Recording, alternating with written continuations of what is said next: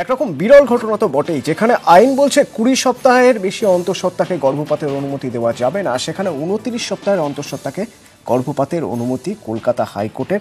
এবং মামলাকারীর আইনজীবী আমাদের সঙ্গে রয়েছেন, কল্লোলবাবুর সঙ্গে কথা বলবো। কল্লোলবাবু, 29 সপ্তাহ, তার আগে 20 সপ্তাহ পর্যন্ত যে সময় বা আইন যেটা রয়েছে, সেই 20 সপ্তাহের মধ্যেই তো একটা না ব্যবস্থা করা যেত যদি প্রয়োজন হতো। প্রথম 22/10/2018 যখন প্রথম ভিজিটটা হয়, তারপরে কিন্তু যে আমরা 3 জন ডাক্তারের কাছে অনুমতি নিয়েছিলাম, বিভিন্ন সময় অনুমতি চেয়েছিলাম, ওপিনিয়ন চেয়েছিলাম, মেডিকেল ওপিনিয়ন। 30/11/2018 ব্লাড টেস্ট করা হয়। 5/12/2018 বলা হয় পেশেন্টকে অবজার্ভ করে যে হাই রিস্ক প্রেগন্যান্সি। তারপরে 23/12/2018 আল্ট্রাসাউন্ডের কথা প্রথম বলা হয়। কিন্তু এই টাকাটা আল্ট্রাসাউন্ড করতে গেলে যেটা লাগে সেটা আমার মক্কেল জোগাড় করতে পারেনি, তার জন্য তার 7 দিন দেরি হয়। অর্থাৎ তার তো জানার কথা নয় যে কখন কি দরকার হয়েছে। অ্যাডভাইসের ক্ষেত্রে যদি বলেন, আমি বলবো সেখানে একটা ডিলে ছিল, ডিলে পার্ট আছে।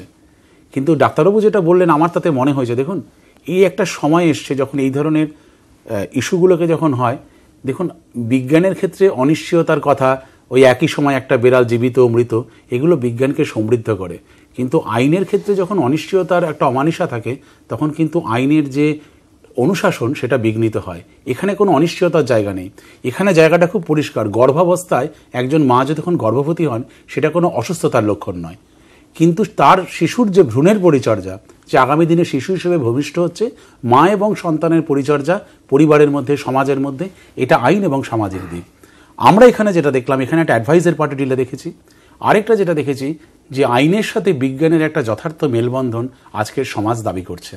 এই কারণেই করছে যে আমি যখন হাইকোর্টকে বলি যে দেখুন এই গর্ভাবস্থায় যে ভ্রূণ, যে ফ্লুইডটার মধ্যে থাকে, এখানে কোনো পটাশিয়াম ক্লোরাইড দিলে তার রিস্ক ফ্যাক্টর কী থাকে, এই কথাগুলো আমি চেয়েছিলাম সরকারি ডাক্তার জজ সাহেবকে বলুক। প্রত্যেকটি জজ সাহেব কিন্তু আগ্রহের সাথে শিখতে বা জানতে আগ্রহী ছিলেন। কিন্তু সরকারি আধিকারিকদের কাছ থেকে যে সহায়তা, কারণ রাষ্ট্র দেখুন পুলিশ রাষ্ট্র নয়, তার একটা মঙ্গলকামী চরিত্র আছে, ওয়েলফেয়ার স্টেট। সেখানে ডাক্তারবাবুরা কিন্তু সমাজের খুব উঁচু তলার লোক। তাদের মধ্যে যদি, তাদের মেধার ঝলসানির মধ্যে যদি হৃদয়ের ছায়া না থাকে, তাহলে কিন্তু খুব মুশকিল। সহায়তার কথা যখন বলছেন, আমি একটু মল্লিনাথ বাবুর কাছে জানবো। মল্লিনাথ বাবু, সহায়তার একটা গুরুত্বপূর্ণ দিক হচ্ছে 20 সপ্তাহ পর্যন্ত, প্রথম 20 সপ্তাহ পর্যন্ত যে মেডিকেল গাইডেন্স, অর্থাৎ যে যে চিকিৎসক দেখিয়েছেন, উনি যে যে চিকিৎসকের সঙ্গে কনসাল্ট করেছেন, যে যে টেস্ট হয়েছে, সেই টেস্টের রিপোর্টগুলো পেয়ে চিকিৎসকরা যা বলছেন, কোথাও কি সেখানেই একটা সমস্যা ছিল? না হলে এত দেরি হয়ে গেল কি করে? এক্স্যাক্টলি, এই কল্লোলবাবু বলছেন যে কোর্ট তাকে প্রশ্ন করেছে এত দেরি করলেন কেন, কেন করা হয়নি। তো তাহলে তার জন্য তো কল্লোলবাবু বা এই পেশেন্ট তো দায়ী নয়। তার জন্য যে ডাক্তার তার চিকিৎসার ইনিশিয়াল স্টেজে যুক্ত ছিলেন, তাদেরকে কেন ডেকে পাঠানো হলো না? কেন জিজ্ঞেস করা হলো না যে 12 সপ্তাহে যে আলট্রাসাউন্ড করা হয় বা যে ব্লাড টেস্ট করা হয়, বা 14 সপ্তাহে বা 16 সপ্তাহে যে ব্লাড টেস্ট করা হয়, সেগুলো কেন করা হয়নি? তার জন্য কে দায়ী? আর যদি আলট্রাসাউন্ড করার দরকার ছিল, সেটা 18 সপ্তাহ করা যেত, তাও করা হয়নি। তাহলে এই জিনিসের জন্য যদি দেরি হয়ে থাকে, তাহলে পেশেন্ট দায়ী নয়, তাহলে কল্লোলবাবুও দায়ী নয়, তাহলে কে দায়ী? আমাদের এটা ভাবতে হবে। আর আমরা বলছি যে রিস্ক 20 সপ্তাহের পরে করলে রিস্ক, কিসের রিস্ক? কেন 20 সপ্তাহের পরে হঠাৎ করে জল ভেঙে কারোর নর্মাল ডেলিভারি হতে পারে না?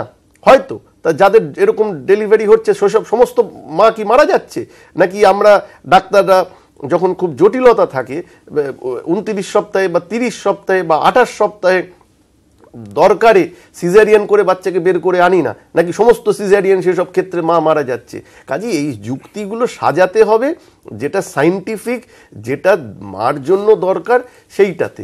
আর কল্লোলবাবু যেটা বলছেন, সেটা আমি একদম সহমত, যে আমরা কোথাও যেন একটা মানবিকতাটা ভুলে যাচ্ছি। মানে শুধুই একটা মেকানিক্যালভাবে জিনিসটাকে ডিল করছি, কিন্তু মেকানিক্যালভাবে তো ডিল করার কথা নয়। আমাদের তো সমস্ত কিছুতে ডাক্তারদের সর্বপ্রথম যে এখানে একটা, আমি শুধু ফিজিক্যালি নয়, I am treating a patient physical, mental, emotional, psychological, সমস্ত, it's a holistic treatment approach.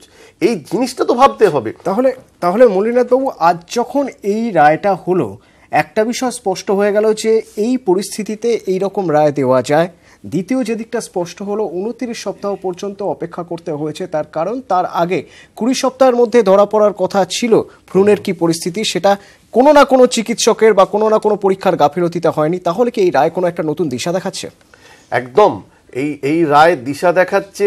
কল্লোলবাবুরা আজকে দিশা দেখাচ্ছেন, আজকে ভারপ্রাপ্ত যে চিফ জাস্টিস হাইকোর্টের উনি দিশা দেখাচ্ছেন, এই রোগিনী ইনি আমাদের দিশা দেখাচ্ছেন যে পিছিয়ে পড়লে হবে না, ভয় পেয়ে গুটিয়ে থাকলে হবে না, লড়াই করতে হবে, এগিয়ে যেতে হবে এবং তার মধ্যে জয় আসবেই। আর কিছু কিছু জিনিস আমাদের সমাজে পরিবর্তন হয়েছে, পরিবর্তন করতে হবে এবং এই সব রায়কে কিন্তু একত্রিত করেই সেই পরিবর্তন আসবে। আমি খালি একটাই বলবো যে দেখুন, আজকে আমাকে সামনে দেখছেন, কিন্তু এই মামলাটার পেছনে আমার যিনি মক্কেল তার স্বামী এবং অপলক বসু, পৃথা বসু এবং অভিষেক মুহুরী, এদের যদি টিম ওয়ার্কটা না থাকতো আমি মামলাটা জিততে পারতাম না। এবং আমি এই জায়গাটায় আসতে চাইছিলাম যে এটা ওরা তো লড়াই তো, এবং এই ভদ্রমহিলার স্বামী এত অভাবের মধ্যেও তিনি যে সাহায্য করেছেন। দেখুন, আমরা যদি কোনো কোর্টে ভুল করি তার কিন্তু কারেকশন হওয়ার সময় অ্যাপিল কোর্ট, সুপ্রিম কোর্ট আছে, কিন্তু এই যে উপদেশের জায়গাটা, বিজ্ঞানের জায়গাটা কিন্তু অনেক সূক্ষ্মতম জায়গা। আইন একটা অনুভূতির কথা বলে।